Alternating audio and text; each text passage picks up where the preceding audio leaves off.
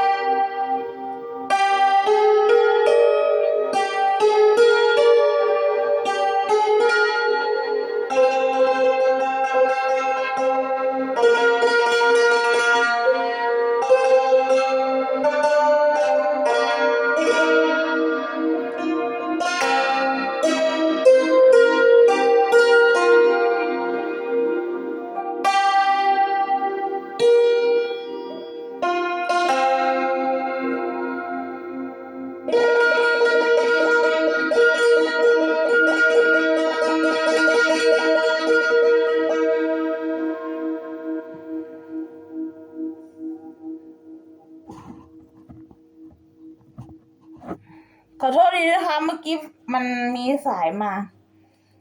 ก็ได้หนึ่งท่อน อาจารย์มีนะคะขอโทษดีเพราะมีโทรศัพท์เข้ามา สงสัยมาติดต่อเรื่องงาน เดินสายงานอาจารย์มีหนูขอคุยเรื่องสอบนิดนึงหนูยังมีซ่อนอยู่เลย ต่อนะคะอาจารย์อุ่นใดๆนะคะอาจารย์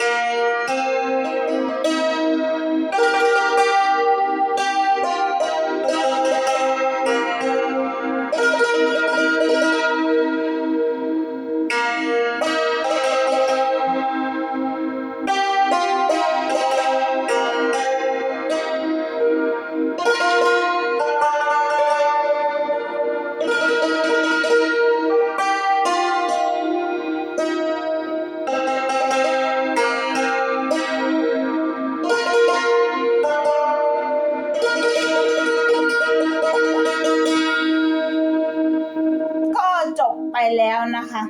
2 เพลง เรามาตีเพลงชะตาชีวิตอีก2 เพลง วันพ่อกับวันแม่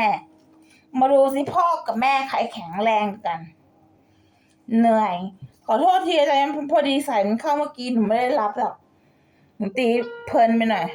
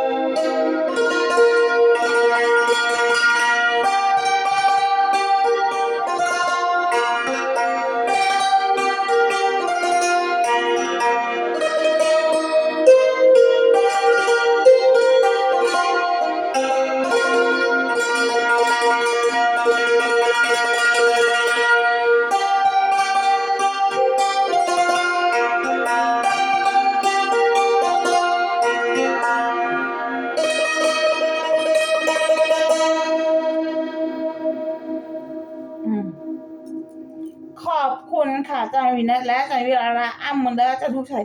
สวัสดีค่ะ และจะมาบอกว่า อาจารย์แพทย์พลังสรรค์คะสิ่งที่ตีไปมันเป็นค่าน้ำนมจริงๆและเพื่อนๆที่น่ารักทุกคนคะ